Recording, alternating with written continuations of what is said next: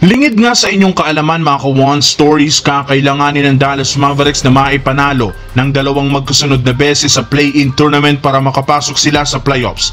At una nga nila ditong kakalabanin ng top 9 na Sacramento Kings sa isang do-or-die game sa susunod na araw. At bago pa magsimula, mismong si Anthony Davis na ang nagsabi sa interview na pupunta nga sila sa lugar ng Sacramento para kunin ng panalo kahit kulang ang kanilang lineup dahil hindi maglalaro si Kyrie Irving. Nakabuo na rin naman sila ng game plan kung saan balak nga po nilang punteriyahin ang ilalim ng basket. Alam nga po nila na mas llamado pagdating sa front court sa dami ng mga big man. Confident sila na kaya nilang ma-outplay ang twin tower na sina Jonas Valanciunas at Domantas Sabonis. Kaya sasamantalahin nga nila ito upang makuha ang momentum at maiwasang matambakan ang Sacramento Kings. At kung sakaling maipanalo ng Dallas ang game, makaka-advance sila sa second phase ng play-in kung saan kakalabanin kung sino ang matatalo sa pagitan ng Golden State Warriors at Memphis Grizzlies. Sa kabilang banda, alam naman nga ninyo na dahil nga April 20 pa gaganapin ang Game 1 ng first round matchup ng Lakers at Minnesota,